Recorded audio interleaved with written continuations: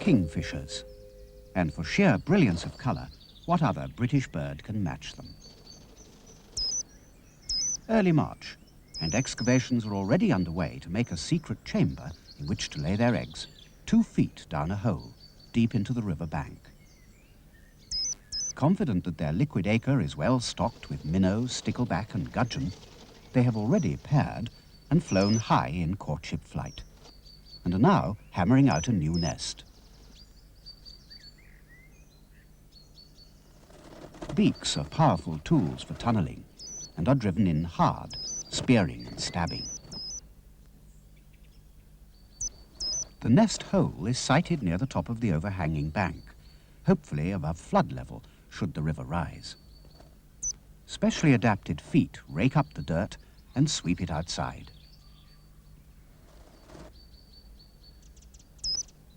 The cockbird, recognizable by his all-black beak, is excited, impatient, and eager to mate, and offers the prenuptial fish.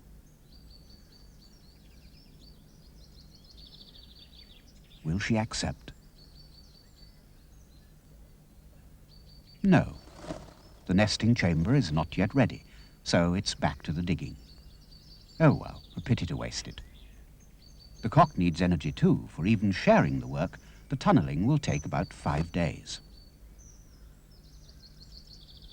The hen's lower bill is rose-coloured.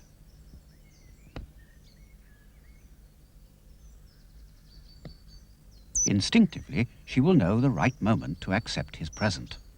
Her mate, like the male of most species, just has to be patient and persevere. But the evidence outside shows that the excavations inside must be nearing completion. Under the cock's compelling gaze, this fish is taken, but surprisingly the hen turns it. Has he in his urgency confused her? What should she do now? Give it back? No, he won't take it back, so uncharacteristically and a trifle uncomfortably, she swallows it, tail first. Observe, dive, grab. With eyes closed and a mere 1/3 of a second underwater, there's a 1 in 3 catch rate. But this one got away. Well, nearly.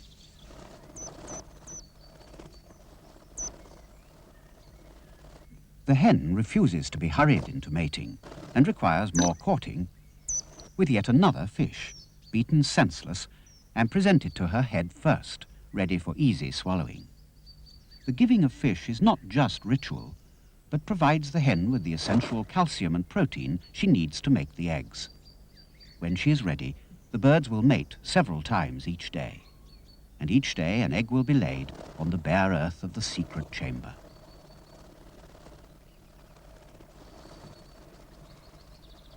The cock steadies himself by firmly holding her crown feathers.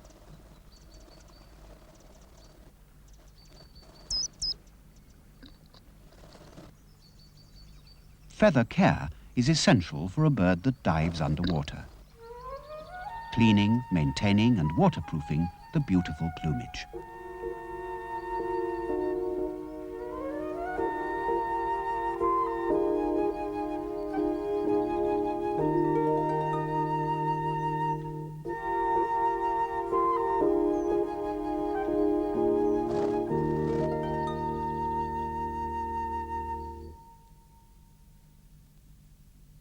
Down the hole, safe from predators, the incubation is shared, each bird spending up to 3 hours on the eggs during the day, with the hen sitting at night. 3 weeks of waiting.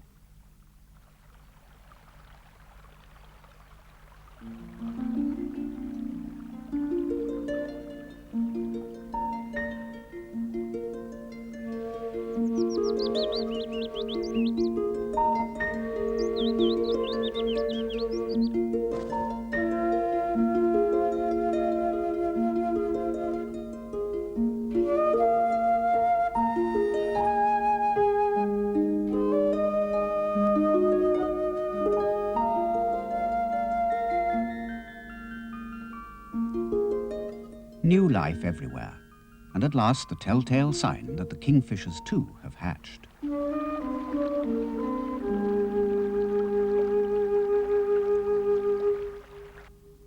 pathetically vulnerable.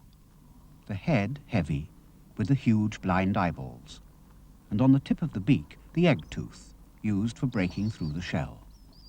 Each newborn chick needs 3 times its weight in fish a day. Small whole fish are fed, but now even regurgitated fragments tempt a hungry, helpless one. There is no cosy nest lining.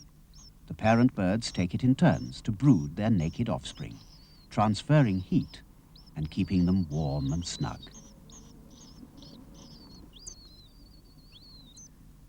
Fish are brought frequently and fed to the hungriest chick first. All are presented head foremost. Sticklebacks are beaten against the perch before being brought in to flatten the prickly spines. Minnows nipped behind the gills to immobilize them, and the bullhead's big head is pulped, relaxing and flattening the large fins so as not to choke the babies. The hen is just about ready for a fish break too, leaving a tangle of pink flesh. Hidden underground, the defenseless young are safer from enemies, such as rats or stoats. This hole will be home for the next 25 days. Spacious now, but becoming more cramped as the nestlings grow.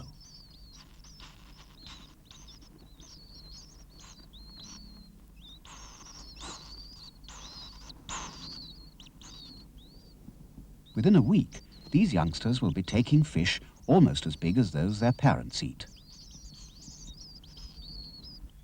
Seen as competitors by trout fishermen, kingfishers were once persecuted and slaughtered mercilessly, their feathers being used, ironically, for fishing flies to lure trout.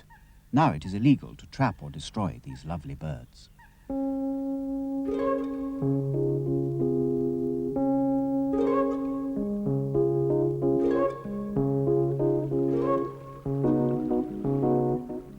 An unnetted trout hatchery is a kingfisher's supermarket.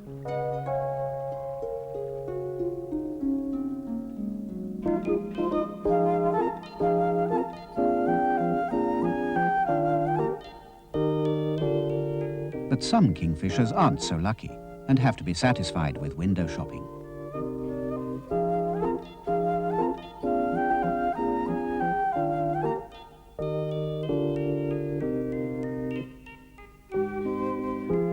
A garden pool comes under attack. But it's the undercover story here too. Nothing has been left to chance. And the treasure of gold is protected by stone-faced security guards that seem to mock the kingfisher. They are definitely not to his taste.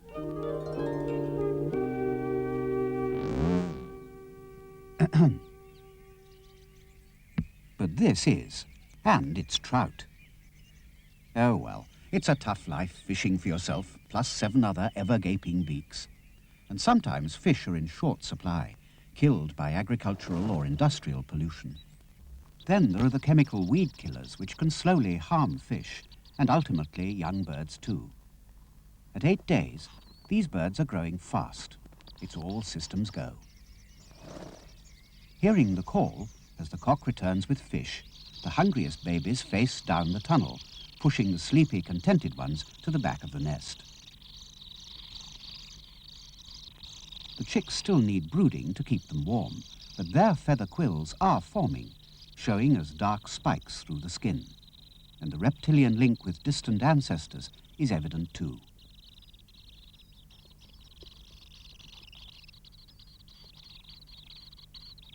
Pellets of fish bones, thrown up by the parents and young, are spread and then trodden onto the floor of the hole, under and around the babies, where they accumulate, giving rise to the old fallacy that kingfishers deliberately construct a nest of fish bones before they lay their eggs.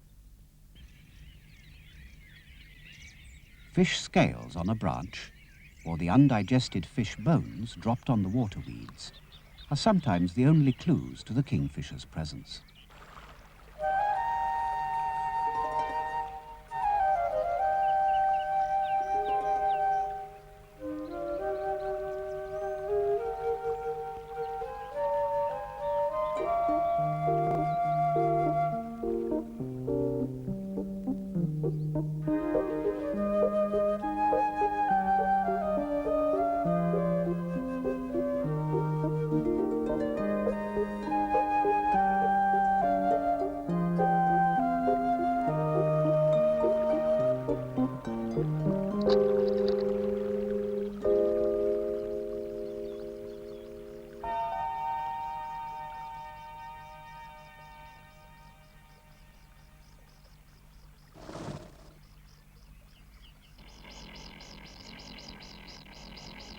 At 14 days, the young offspring in their coats of quill are comic characters, like punk knights in armour.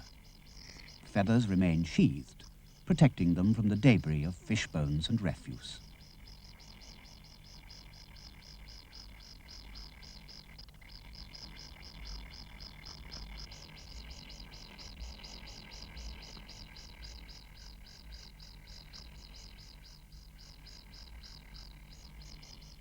The young are caricatures of their beautiful parents, who now catch 30 or more fish a day for them, diving till dusk. In their spiky jackets, this up-and-coming bird group sing their latest release. And the din made in the nest may be clearly heard for some distance outside.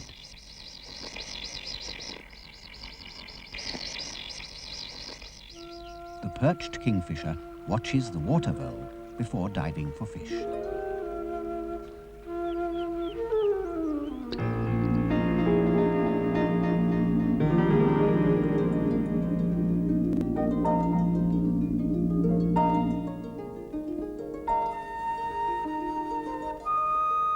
Even slowed down 20 times, the kingfisher flashes, missile-like, towards its prey.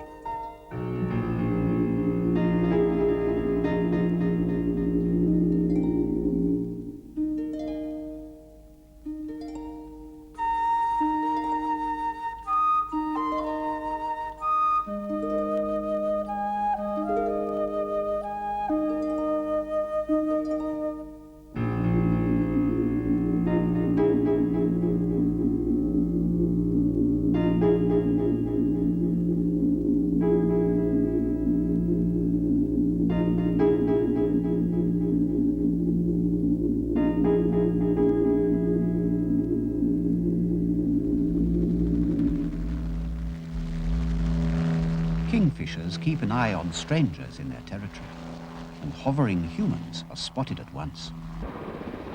Are we as aware of kingfishers and of their needs?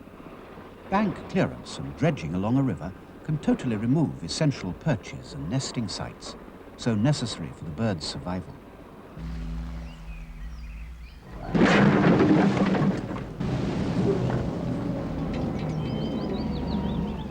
But here, the demand for building materials has created a flooded gravel pit, which man will restore for himself and birds. These wide expanses of water can thus provide new sites for kingfishers, as well as a variety of leisure opportunities for man.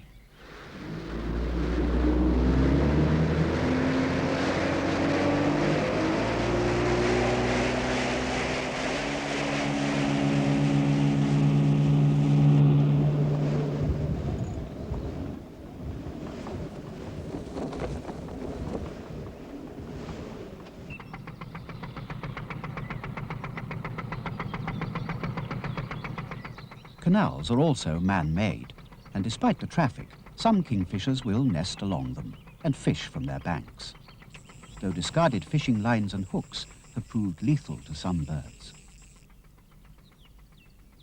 But anglers do have their uses, and the best view. And some birds are more distracting than others.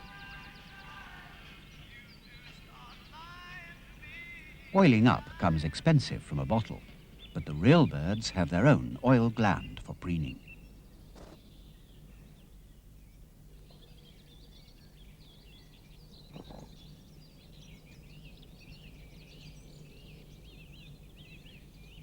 Kingfishers pair for life and defend their territory vigorously. A sudden takeover bid during the breeding season calls for aggressive posturing, and rivals have to be seen off. On opposite perches, kingfishers wait for the right moment to fire themselves at their rivals, hoping to catch them off balance. For the aim, if at all possible, is to knock the opponent from his perch and down into the water. Each pair of kingfishers requires a certain minimum length of river in which to fish and raise their young, so there is only enough room for a fixed number of territories. Competition for the prime sites is fierce. Those birds really fighting fit retain or take over the fishing grounds. Those that lose are ousted, banished to less exclusive fishing.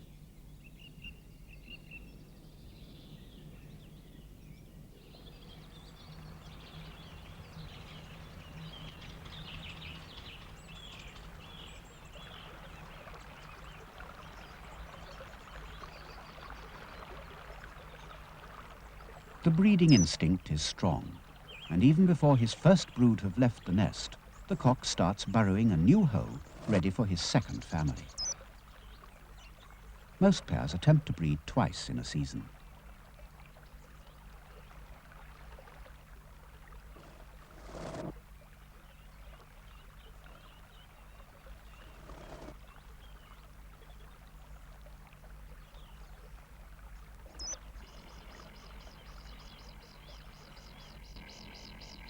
At 21 days, the kingfishers have shed their quills and are now full-feathered. At last there is the promise of the bluebird beauty to come.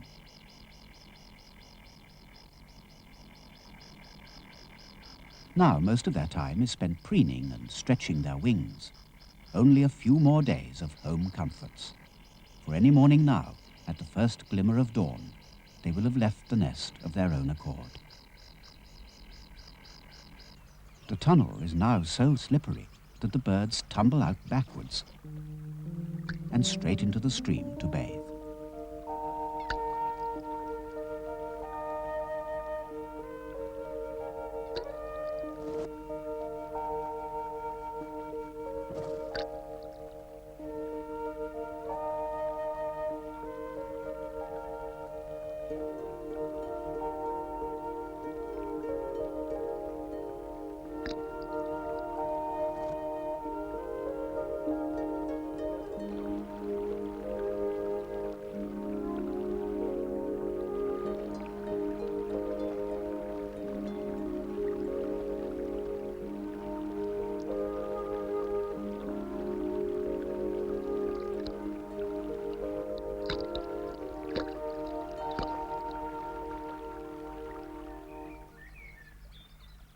Newly fledged kingfishers are less colourful than their parents, having shorter black beaks and black feet.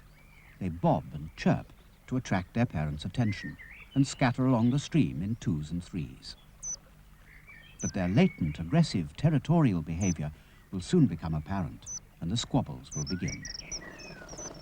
Occasionally, a parent bird fails to recognise its own offspring and behaves as if the young are intruders into the territory. This is a frightening moment.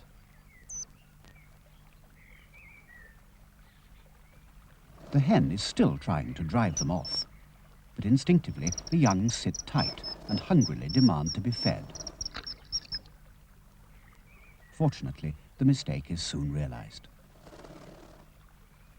They will be fed for 2 or 3 days if the parents can find them, but will have to learn quickly to fend for themselves if they're to survive. In fact, only about a quarter of all the young will live to breed, but such losses are quite normal in nature.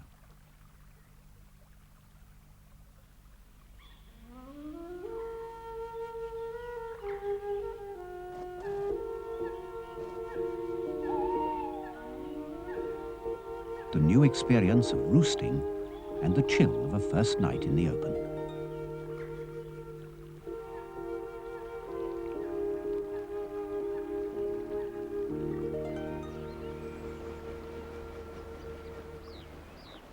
Cats are predators, although most creatures find the flesh of kingfishers unpalatable. Inexperienced kingfishers drown in the whirlpools by the mill.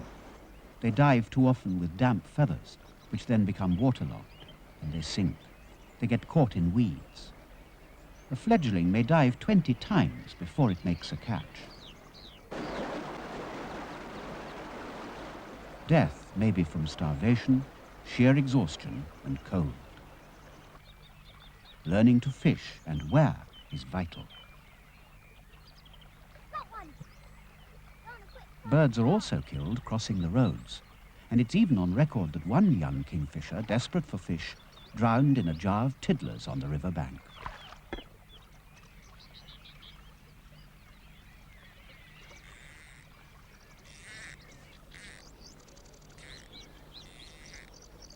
Good fishing grounds are highly sought after.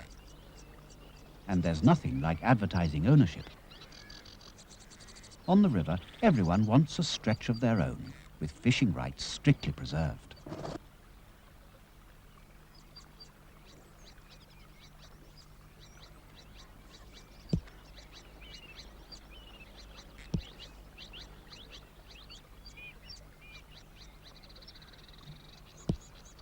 Bullhead bashing is in a class of its own.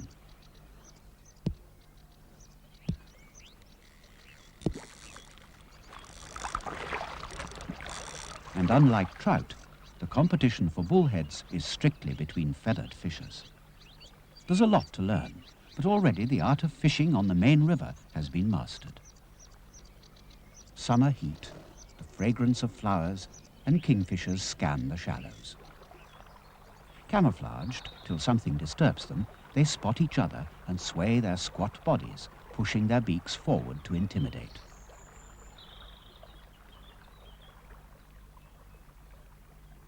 August and September are critical months for inexperienced juveniles. They are driven out by long-established pairs from one territory after another.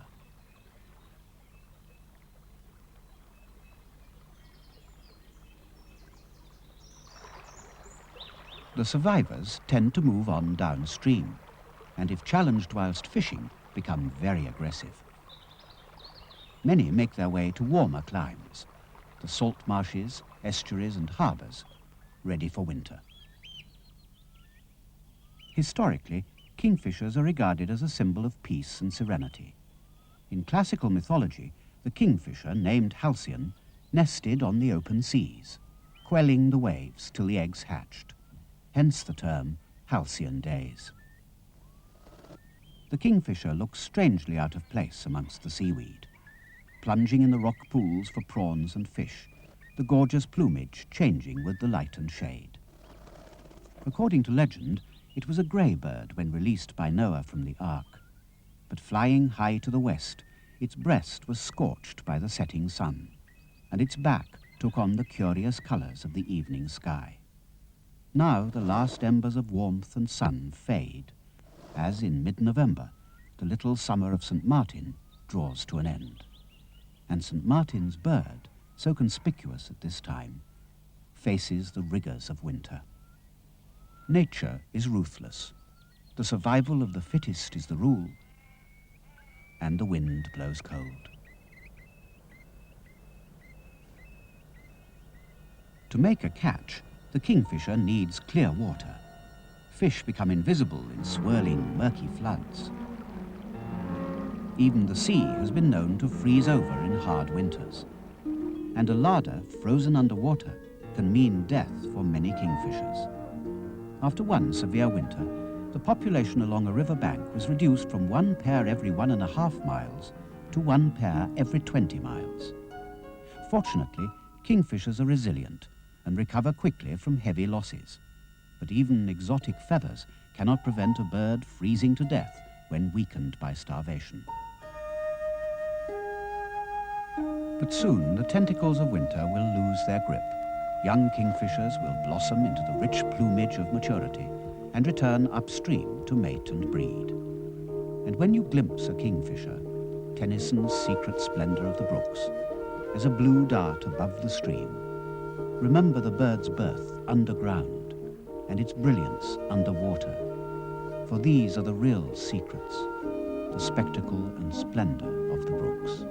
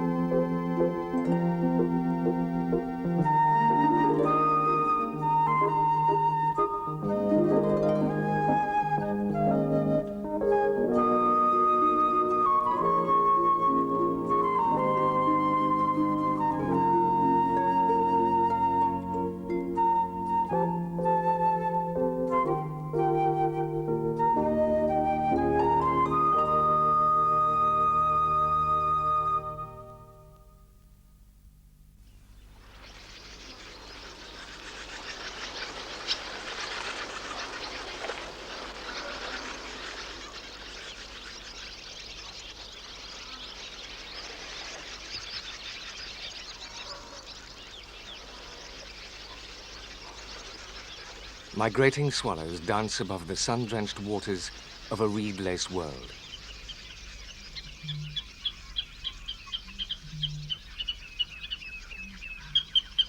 Reed beds work in a fascinating way, their beauty enhanced by the quality and rarity of the inhabitants.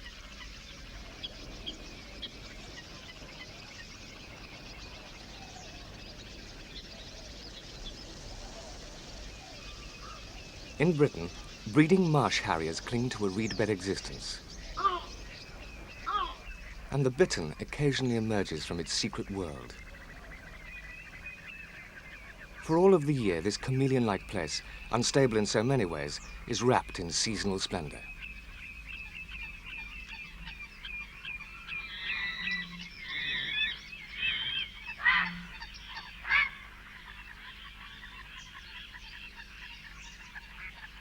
Early morning, a water rail looks for food in the marginal cresses of a shallow pool. Here sticklebacks live, a favorite delicacy.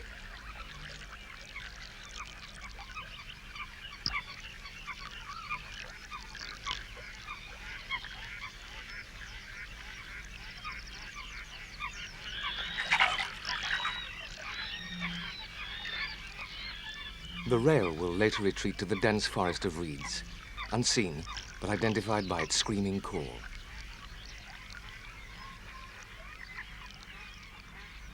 At their edge, the reed beds are most vulnerable.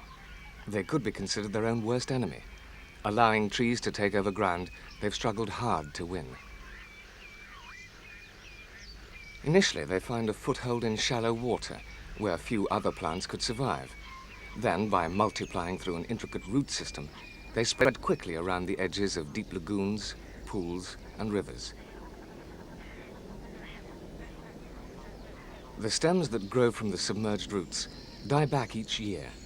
In time, a damp mass of decaying reeds and clogged roots rises above the water level and begins to dry out.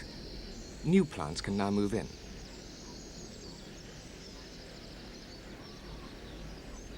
Early settlers include alder, sallow, and buckthorn. If the area remains dry for long enough, birch and hawthorn follow. Years later, the whole reed bed may have been replaced by a stand of oak woodland. In spite of its botanical transience, the scrub-infested edge of a reed bed forms a vital habitat for breeding birds. The grasshopper warbler, newly arrived from Africa, sprays a ratchet call across its territory.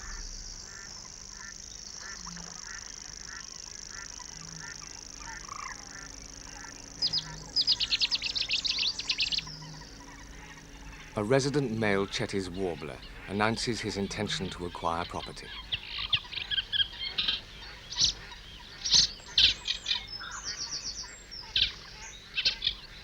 The reed warbler has arrived, and although it will feed in the scrub, it comes as a new neighbor for the bearded tit, one of the few birds actually locked into a reed bed existence throughout the year.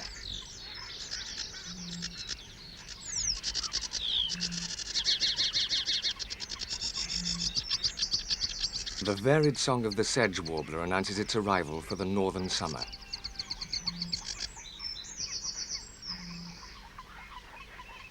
Warm days of late spring encourage the splendor of flowering hawthorn trees to hem in the reed bed. Their snow-white response to the season of growth contrasts with the reed mace, still struggling to find a colorful escape from winter. Last year's reed heads have lost most of their minute seeds, blown by the wind to fresh pastures or consumed by bearded tits in their struggle to survive the winter months. Throughout winter, the root system remained active, producing shoots beneath the water, but now the green stems thrust upward, bearing fresh flower heads.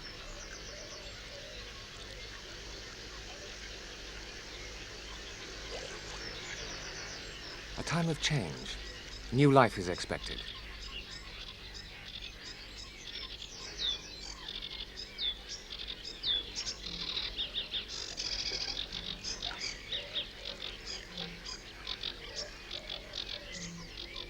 The caterpillar of the drinker moth, so named because of its partiality to a drop of morning dew, is tempted to emerge from its winter lethargy by the increased warmth and longer hours of daylight.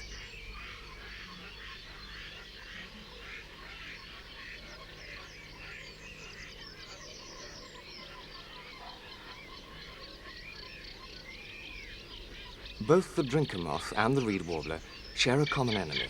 To the moth, a predator who can deal with its protective hairy coat. To the other, a parasite of relatively large proportions. The cuckoo. Reed warblers appear nervous at its presence.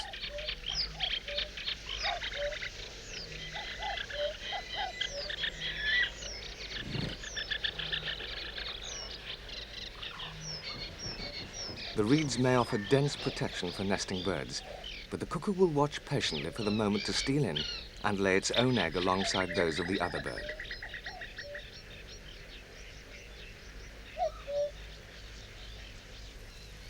Despite the potential hazard, the reed warbler continues to collect nesting material. The deeply cupped nest is bound tightly to the reed stems by the female. She is encouraged by the male, his only offering towards construction. But later he will assist with the incubation of the eggs. She collects dry grasses and strips of dead reed, a task often involving lengthy journeys away from the reed bed. A shortcut is to steal from the nest of a neighboring bird, or perhaps from one of the makeshift nests that these birds have a habit of building, some say to confuse the cuckoo.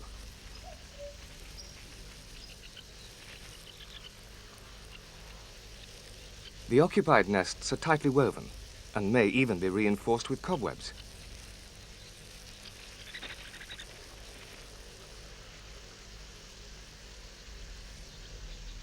Four blotched eggs, and one of them could be a cuckoo's.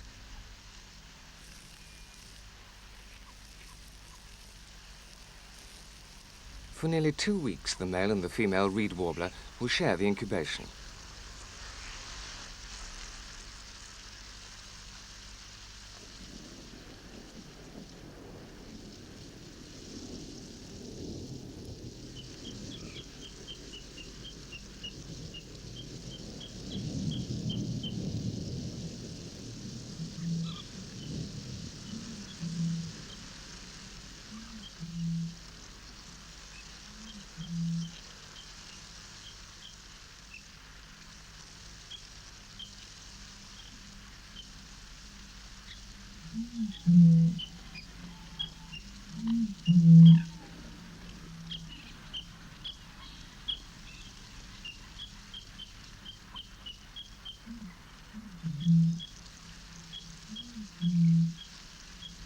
Male bitterns boom from very early spring to July, the months that the females shoulder all the responsibilities of nest building, incubating, and rearing the young.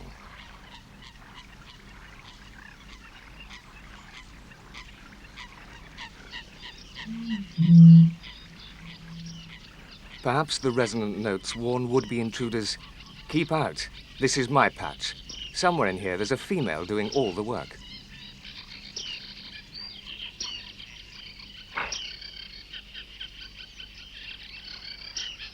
To satisfy the young bittern's hunger, the female goes off in search of small fish, an appetizing introduction to the variety of food available in the reed bed. Later the young will progress to eels, frogs, and toads, and possibly the young of moorhens or coot.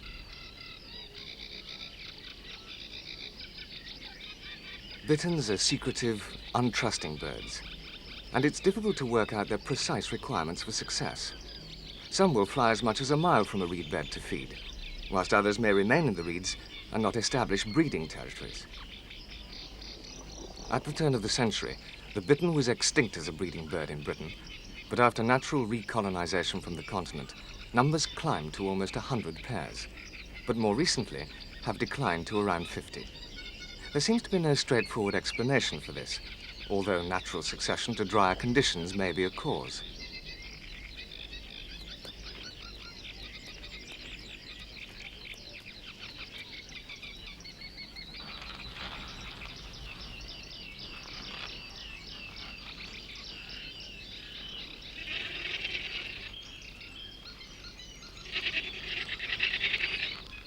Young bitterns come in all sizes, and therefore all strengths, because the female began incubating when she laid her first egg.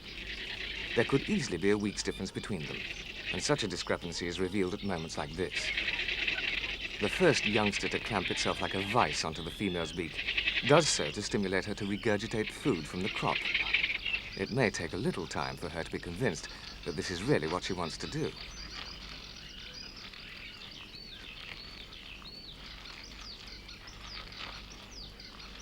At least one of her young is satisfied, but there are other hungry mouths to be attended to.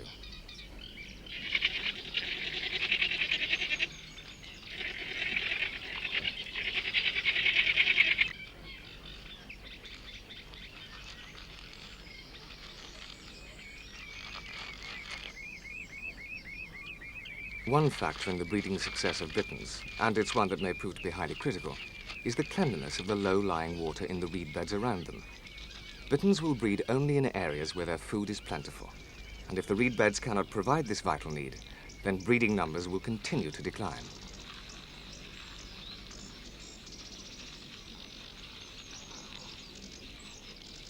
The Royal Society for the Protection of Birds currently owns and manages reed beds supporting half the breeding bitterns in the British Isles. If levels of pollution are kept tolerably low and more clogged ditches are opened as fresh feeding grounds, it may still be possible for bitterns to survive in reasonable numbers. But due to the drainage of suitable habitat, their chances of reaching the high levels of a few hundred years ago are very slim.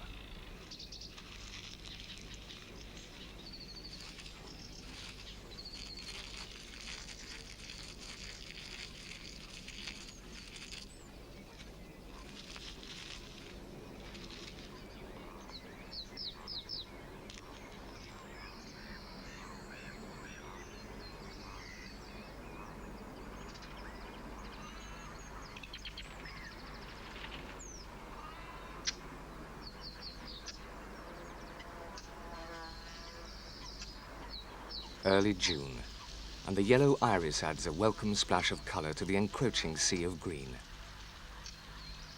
Here at the dry edges where the reed is tainted by invading scrub plants, the female reed bunting approaches her young.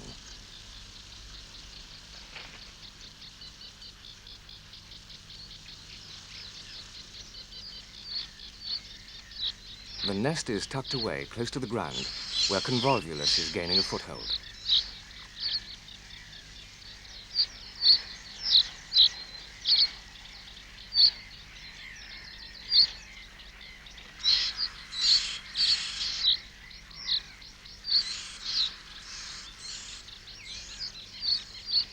By mid-June, the yellow traces of last year's reeds have almost sunk beneath a wealth of new shoots. A European swallowtail butterfly, rare inhabitant of East Anglia, feeds on the nectar of marsh valerian.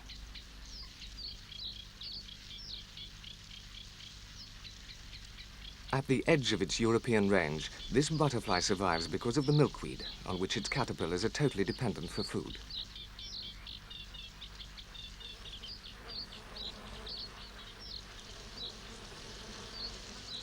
There are other rarities in this borderland between reed bed and scrub. Where the damp-loving willow bursts into flower, Chetty's warblers have established themselves in the last 10 years or so.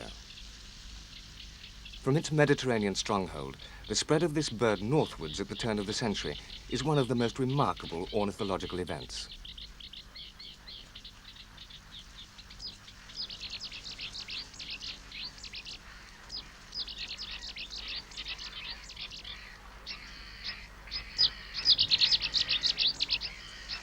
Rival males vie for territorial rights, the calls of one answered by the vigorous tail flicking of another. Chetty's warblers first appeared in southern England in the late 1960s. They were breeding soon after, and are now established as year-long residents over much of the wet scrub and reedlands of the south. They've proved to be vigorous colonizers.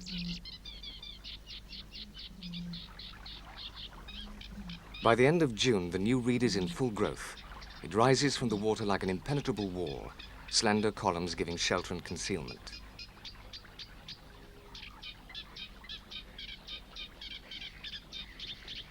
The bearded tit spends much of its life in this dense forest, taking advantage of the abundant summer crop of insects and spiders. Possibly for the second time this season, it has young to feed, tucked well out of sight in their reed fabric nest.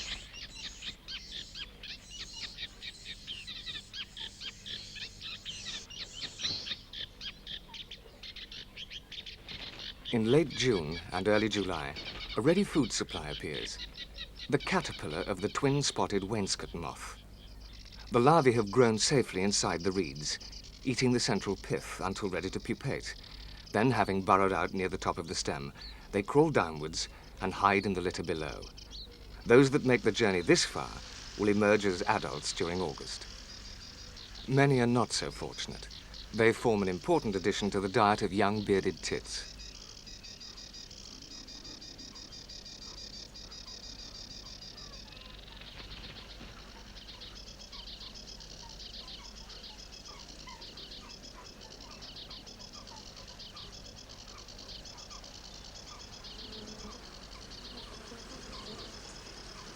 By mid-July, blue carpets of marsh forget-me-not appear at the edge of the maturing reeds. And further in, 3 of the eggs in the reed warbler's nest were destined for an untimely end in the waters below, evicted by an earlier hatching stranger.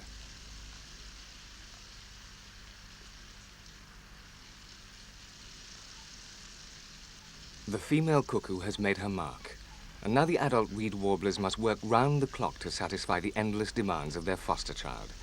Their parental response to a begging mouth is too strong for them to abandon a monster, which to us is obviously not of their creation.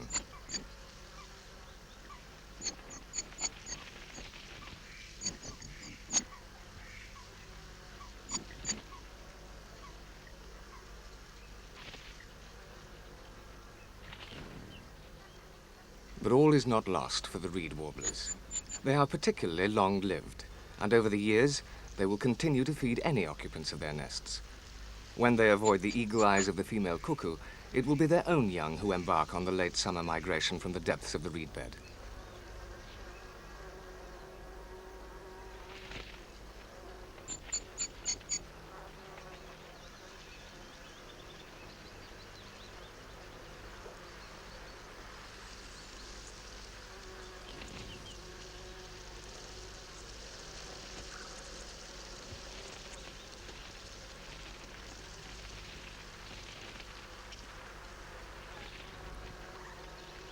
By the time the cuckoo is able to fly, its real parents will have long departed for Africa.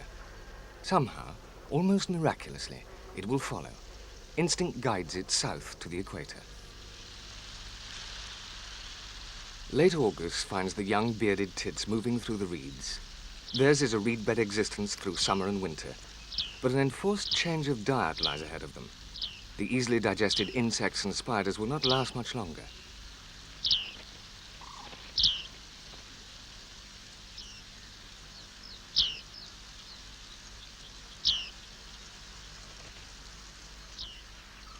At this time, the reeds begin to undergo internal changes. The sugar content moves back down to the rhizomes, and this, in turn, attracts vast numbers of the plum reed aphid. Their fine, piercing mouthparts penetrate the reed and siphon off the sweet sap. The aphids arrive in such large quantities that sedge warblers rely on them totally as a fat-building source, sustaining them on their unbroken migration to Africa.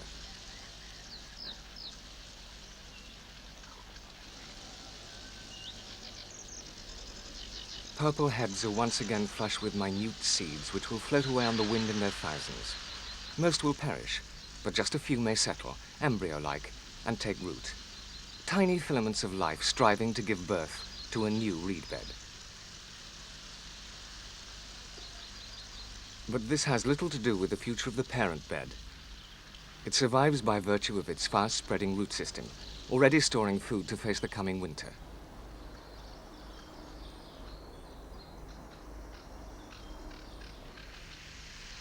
The transition is abrupt. Green has once more become yellow, and now, in places, white, as the first snowflakes settle on the feathery traps held aloft. Summer visitors have gone, and only those birds with some inbuilt resistance to a temperate zone winter can survive here now.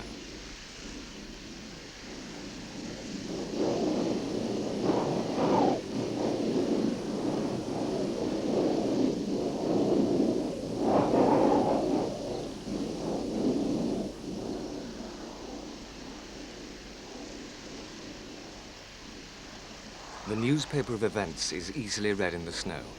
a bittern has passed by in search of open water in which to feed. If it is not available, it may die of starvation.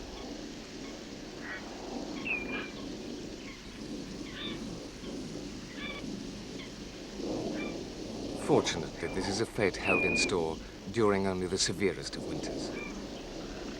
The birds that stay behind do so because they're adapted to survive the average conditions, those concerning temperature and food availability, that a reed bed existence imposes on them during the winter months. At its cruelest, starkest time, the beauty of a reed bed somehow seems to be heightened.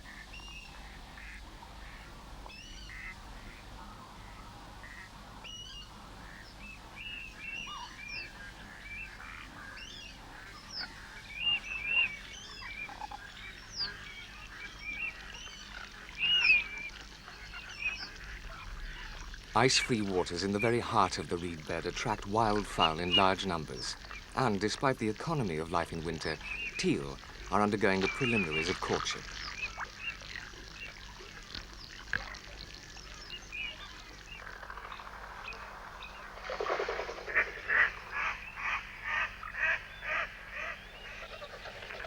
Shovelers, attracted by the teal, begin their descent, while creeping ice forces the hungry water rail out of its customary cover.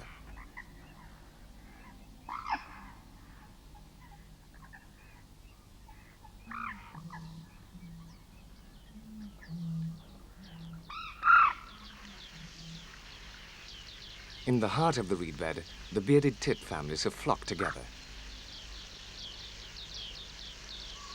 With their insect food completely gone, or at least too well hidden for them to find, they harvest their share of the plentiful seeds that each reed head produces.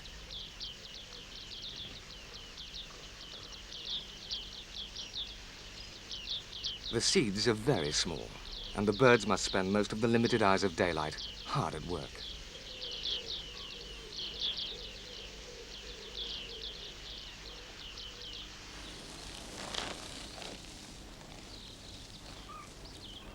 But man also has an interest in reeds. The traditional art of thatching requires certain areas of reed bed to be managed for this purpose alone. Commercial reed beds are cut and cleared every year or two to keep the growth straight and strong. Hardly any reed cutting takes place before early January, when the frost has killed the leaves and they've fallen to the ground, leaving the raw material of thatching standing in thick, accessible groves.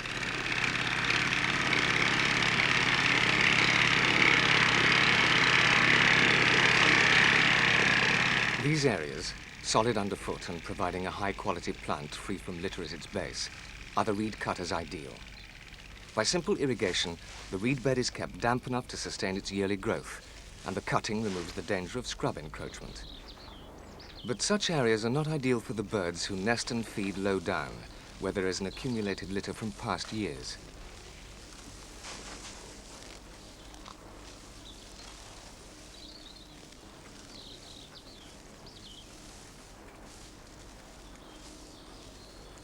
There need not, however, be too much of a conflict between conservationist and cutter.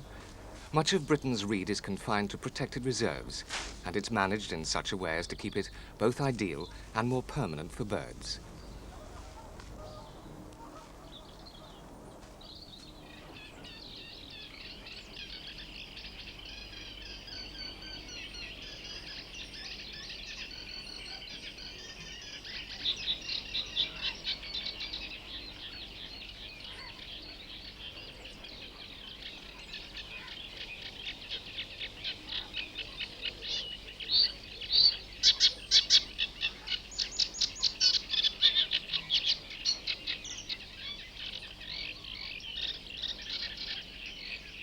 The maintenance of our existing reed beds as permanent places for birds is a difficult task.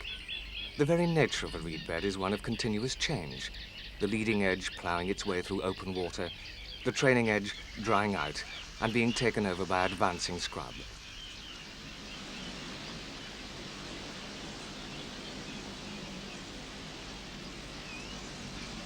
Halting such a powerful process in its tracks will be complicated and expensive. And yet, If we are to maintain valuable communities of wildlife, it must be attempted. Only then can we hope to ensure the survival of such rarities as the marsh harrier, a bird of delicate and graceful charm, whose continued existence depends almost entirely upon the future of our secret reeds.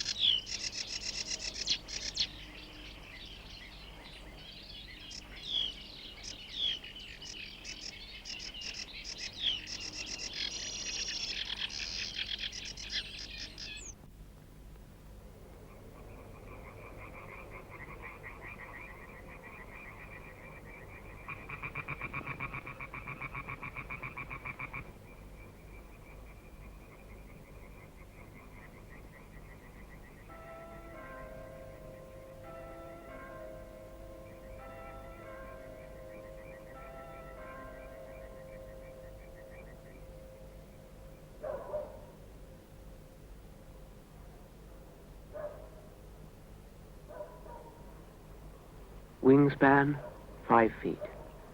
Beak, 5 to 5.5 inches fully grown. One of the largest birds in Europe and one of the best-known water birds in the world. Weighs in at only 4 pounds, height 3 feet. The grey heron. And this is the story of one of them. Not this one. That was just to make sure we all know what we're talking about. That easily recognized silhouette, the bird likely to turn up in the wildest marsh or the tamest pond. The grey heron.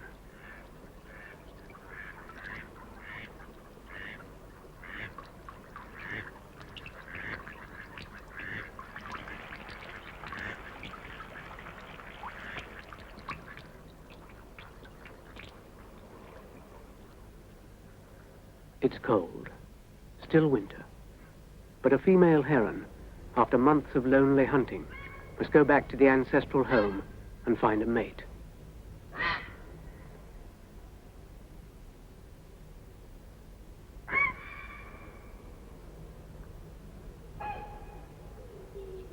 She calls.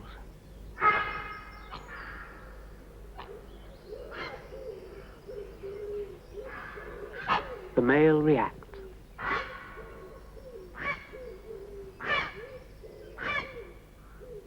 The male heron has also spent the winter alone, but has now picked himself a nesting territory from which to attract a female.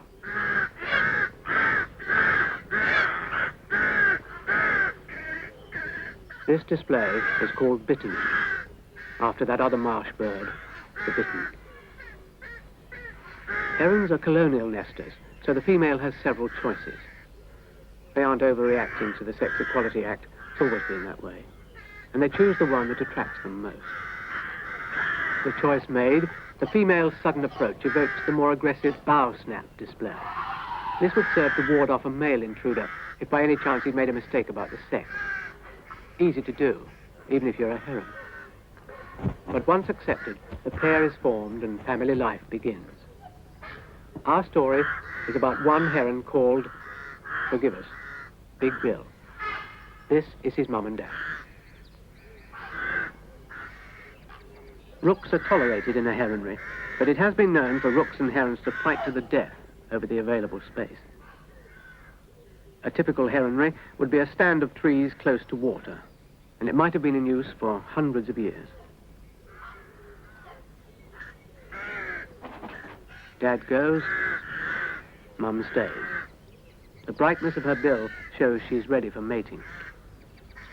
Dad might have gone to something called the standing ground, a sort of non-working men's club.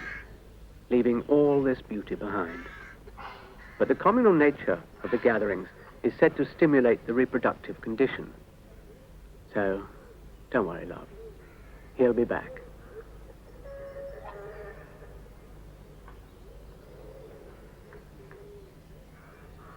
Dad didn't go to the standing ground.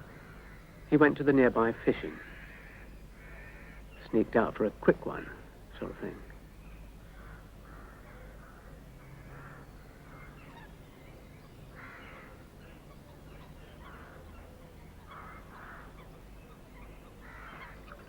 Coot and teal.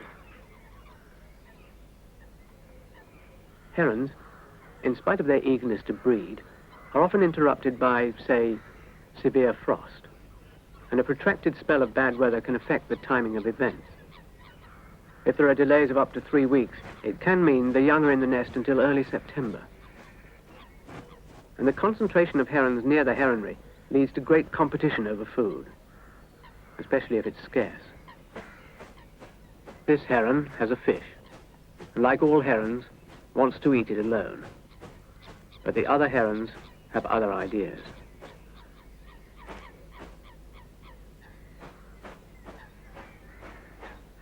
When food is scarce, coot and moorhen, even duck like teal and mallard, have been killed and eaten, though the heron sometimes chokes to death in the attempt.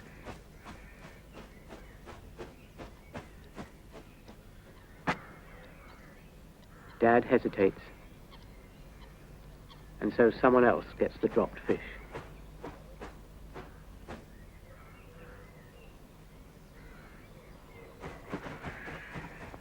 It is, as it so often is, a fight to survive. Herons are well adapted for life in a watery environment with their long neck and long legs. They have semi-binocular vision, whatever that is.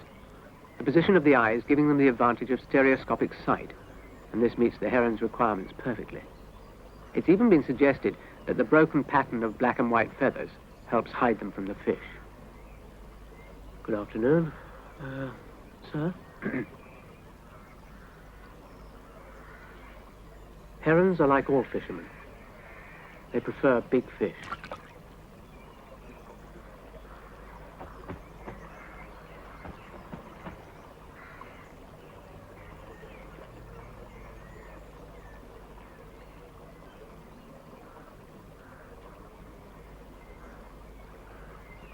As soon as conditions improve, breeding can continue and building a nest is the first job.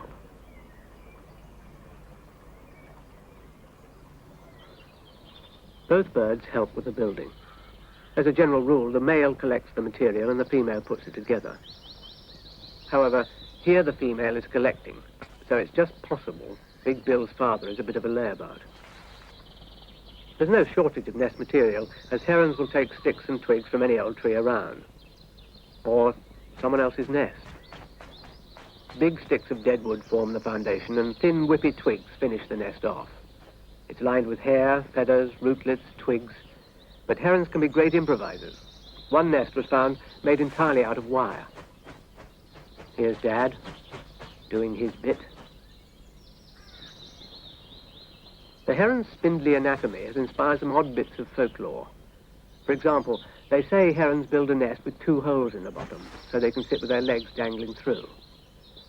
It's probably not true.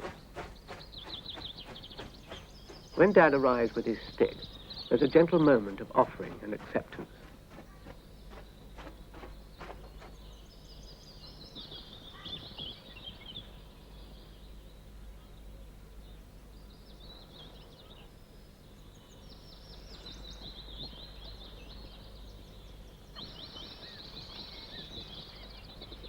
And the stick is added to the nest. The female spends the night roosting at the chosen nest site, and the male joins her at dawn, when nest building and mating take place. Not a lot of preliminaries to the latter. A sort of avian version of jumping from the mantelpiece.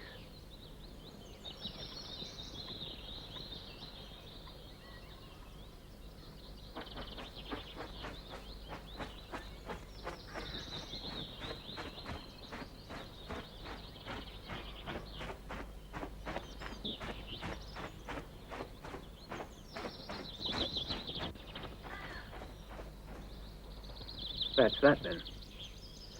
Now, what did you say your name was? A few days after copulation, the first egg is laid, followed by one every 2 days. Once the first egg's laid, the bill reverts to its normal yellow color. But if the clutch is lost, the bill becomes pinkish and the birds display and mate again. This makes the heron's breeding season one of the longest of all British birds.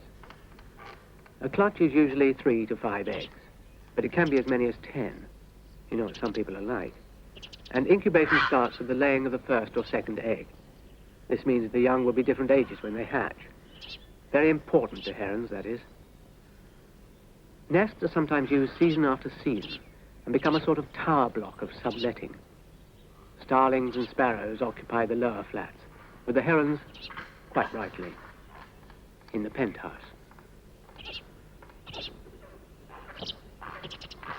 Nests can weigh as much as half a hundredweight and measure 4 feet across.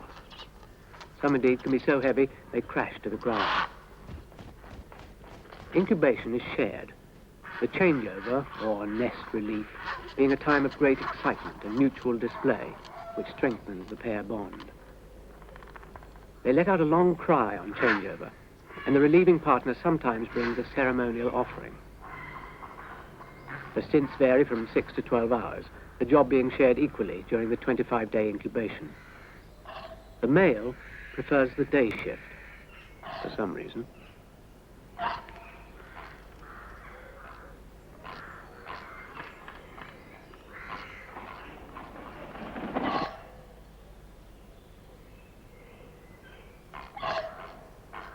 The first eggs will hatch at the end of March, and most pairs will have young by early April.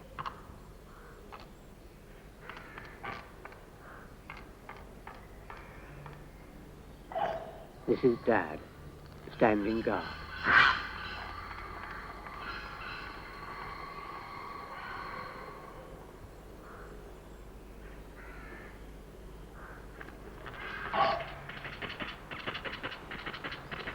For the first 10 days, the young are helpless. One or other of the adults will be on constant guard. When all the young here have hatched, there will be a difference of 6 days in the ages.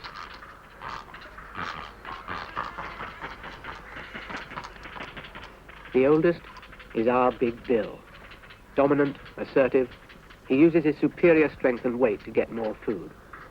As they say, a good big un will always beat a good little un. If there's a shortage of food, the youngest just can't compete.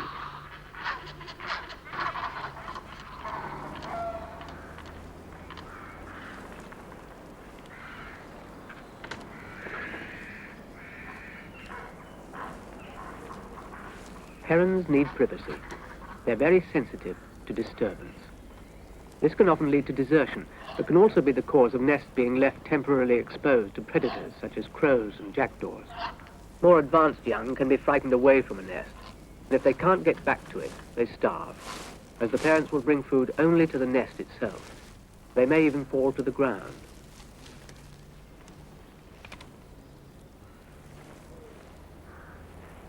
And it's the disturbance of large young, just before they become competent flyers, that can cause serious mortality.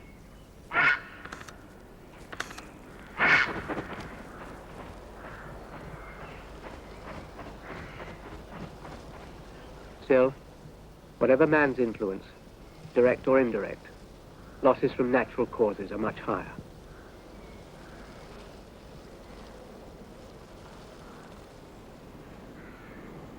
Gales can be killers.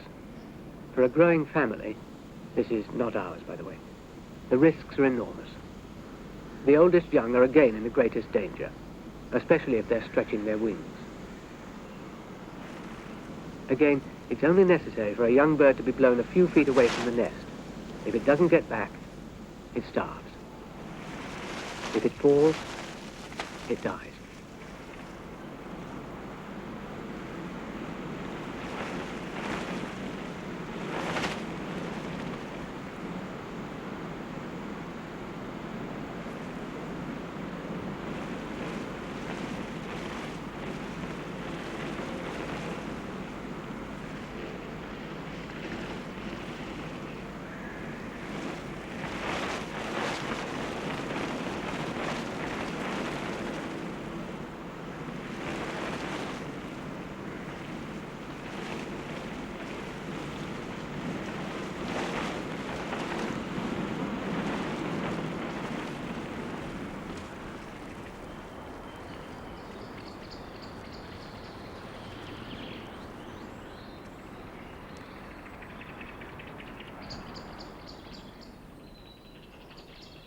The heron population in England and Wales fluctuates around 5,000 pairs.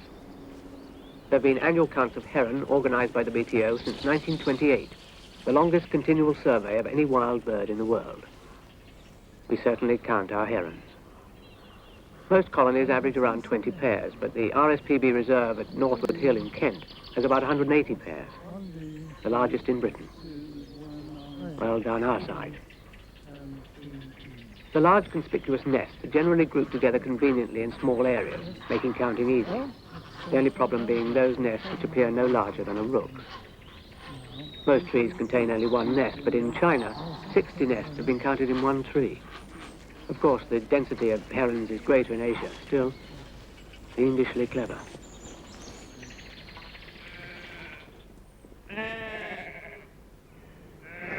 The size of a heronry depends to a great extent on the richness of the adjacent feeding ground.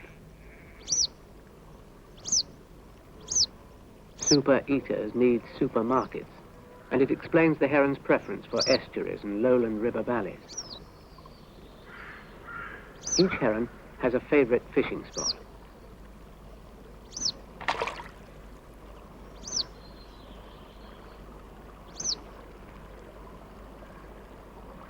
With only 2 of our family left, it's still the survival of the fittest. And the fittest is definitely Big Bill. Food is regurgitated for the young, and competition can be violent. There's a lot of grabbing of bills, and a great deal of heavy soliciting.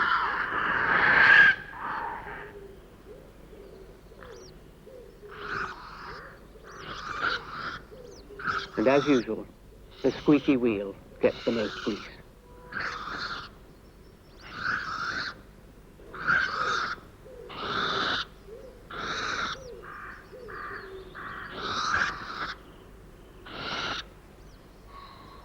Dad returns, Mum calls.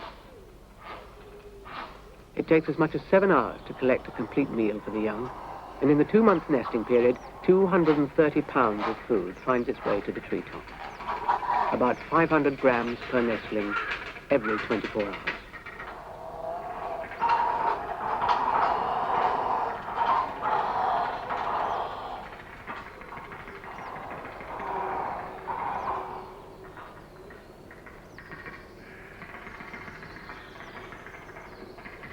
A lot of bullying goes on. And there are records of the oldest actually eating the youngest.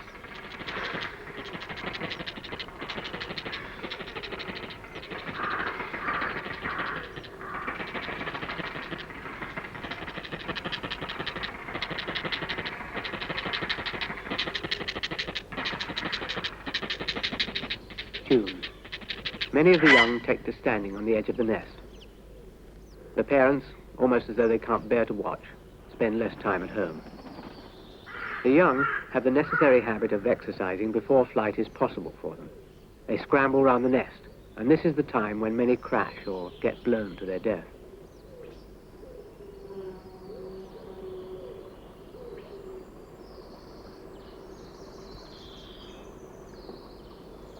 If the heron's flight looks slow, even lumbering, it's misleading. They're actually very good at it and can fly long distances at 30 miles an hour. They mostly feed within about 5 miles of the heronry, but some have been known to fly 40 miles.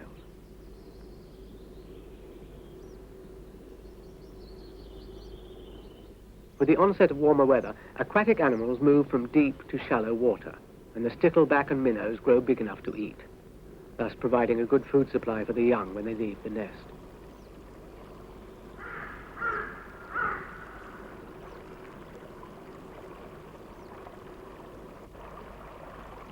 Here, Dad takes a small fish.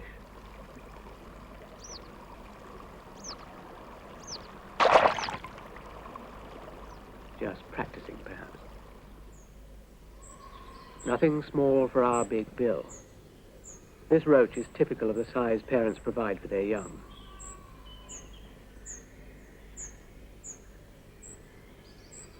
Seeing this go down, it's easy to understand that 230 pounds is swallowed in 2 months.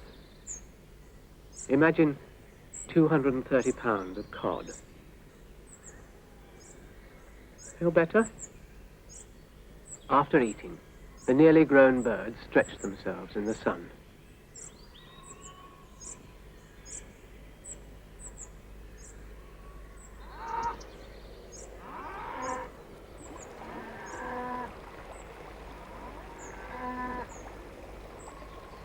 Adults sun themselves too, exposing as much wing area as possible. Perhaps they get a sort of heron tan. Anglers, a funny lot. For 200 years, it was believed that certain oils extracted from dead herons possessed properties attractive to fish. Fishermen were told to anoint their bait with the marrow cut out of a heron's thigh bone, being of great temptation to fishes. The fact that there is no marrow in a heron's thigh bone makes the theory a trifle flimsy. The heron's foot was thought to exude an oil or scent attractive to fish. Some fisherfolk on the Faroes still carry a heron's foot for luck. It was also suggested that a wading heron wriggles and waggles its toes as a fishing aid. Fortunately for today's herons, anglers no longer covet their thigh bones, and as though in celebration, this heron demonstrates it needs no oils or scents or toe waggling.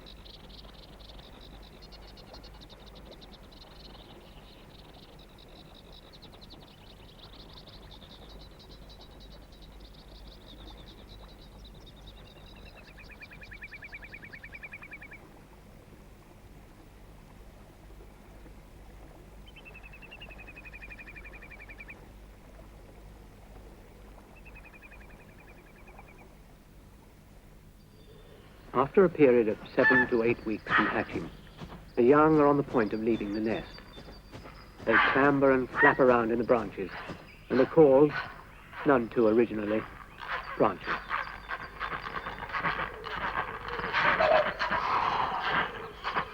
Soon our young will have to fend for themselves. They've made it through the growing up dangers, now they've got to face the outside world.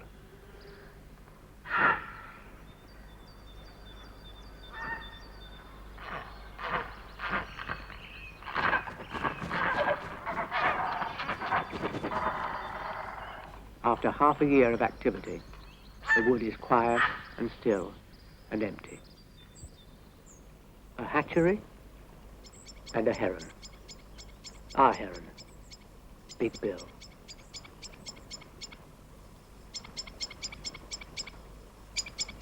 Hatcheries don't like herons, which is funny because herons speak very highly of hatcheries. It's over the preservation of fish that the clash between man and heron occurs. If the heron would leave the fish alone, man would leave the heron alone. But then the heron wouldn't be a heron, and the man wouldn't be a man. So, heron are regarded as vermin in trout fishing areas, and many are shot. Nevertheless, Bill has a go. Herons were once highly esteemed as food, even royal food.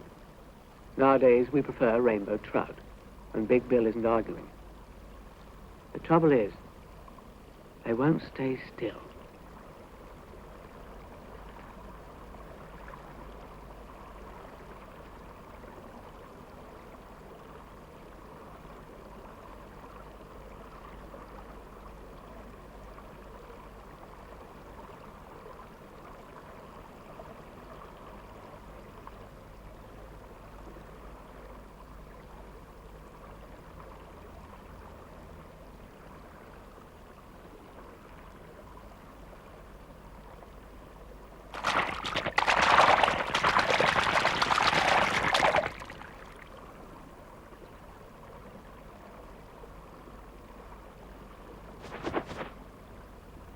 Rotters. Big Bill tries somewhere else. He's not yet very experienced. He's got a lot to learn.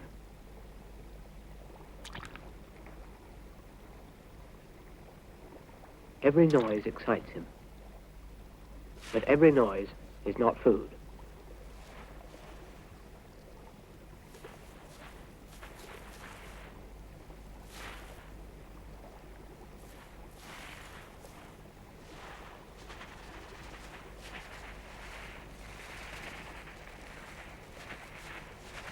not by a long leap. So he has to practice on something which holds still at any rate. Or maybe he's heard that old marrowbone story. Or the one about the African umbrella bird.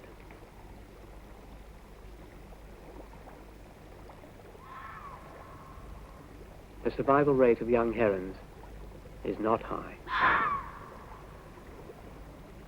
Big Bill has good ears, and he hears something.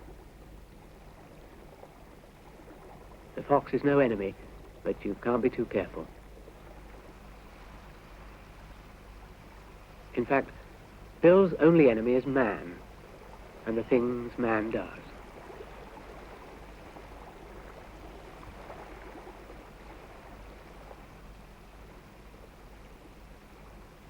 Man disturbs the heron, and the heron doesn't like to be disturbed. In fact, not many fishermen like to be disturbed.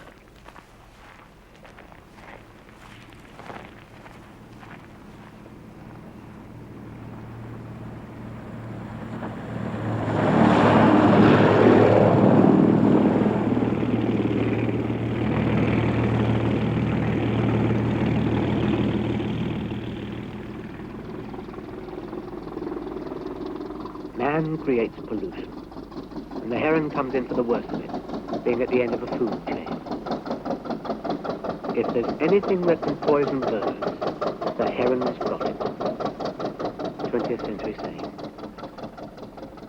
Because of various poisons, herons can die, and they can't breed as well either. Ponds are removed, ditches drained, frogs, a source of food, are scarce. What self-respecting frog would live here?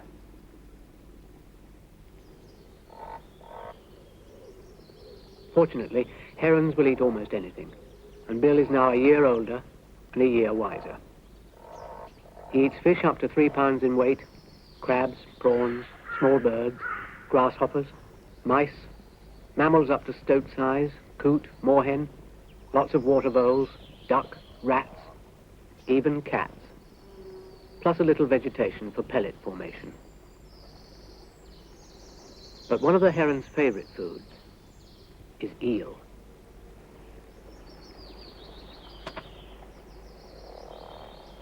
Herons probably eat more eels than all other species of fish put together.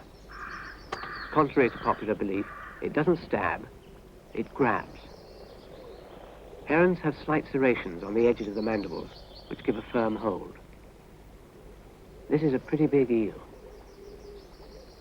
and singularly uncooperative.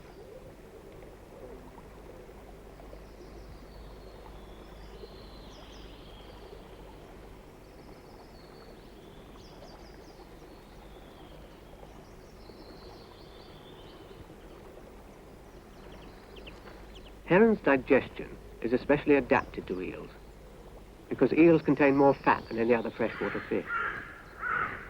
They're also very slimy, and the heron's plumage condition is important.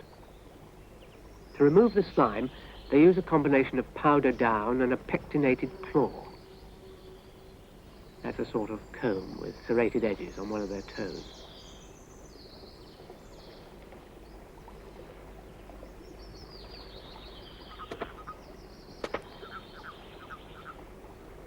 Herons usually kill their prey before swallowing it, but it doesn't look as though Bill's going to manage that this time.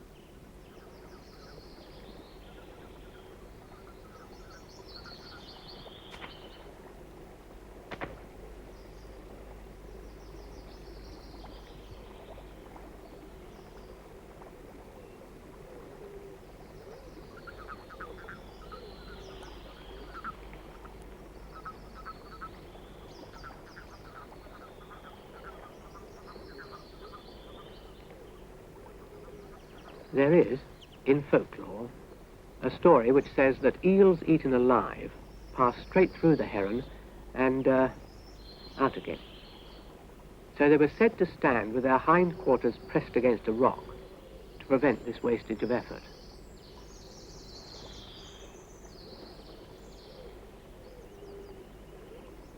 Better back up, Bill.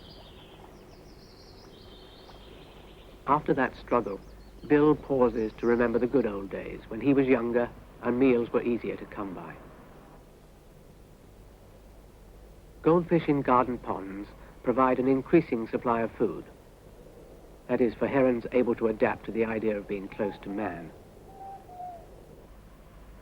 Unfortunately for Bill, some people don't like having their goldfish eaten.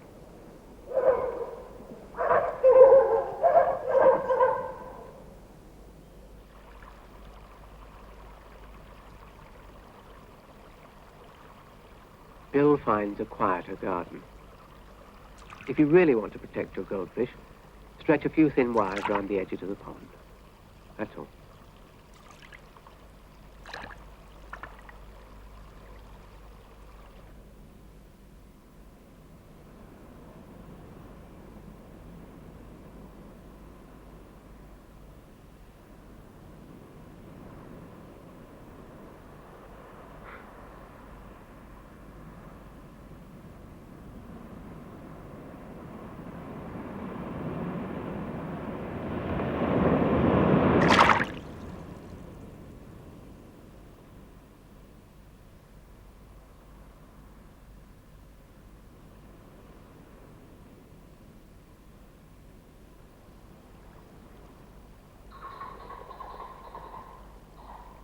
After the good times come the bad times. Severe weather kills herons, particularly the young. They're inexperienced and in competition with adult birds, and over half of them die the first winter. Continental herons migrate, but British ones generally stay, and this touch of the stiff upper mandible can lead to starvation if food is scarce.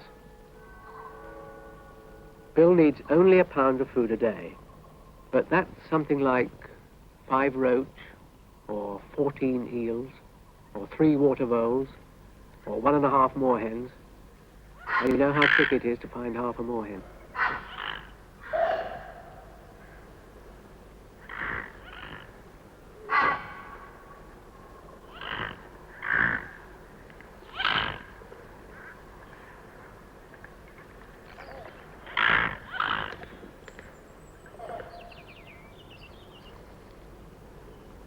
There's just not enough food to go round.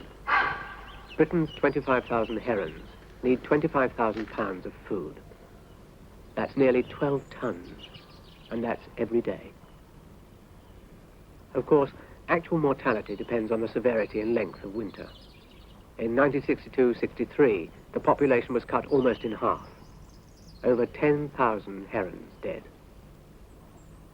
So, fishermen, if you're about to go for your guns, remember the heron has quite a lot to cope with as it is.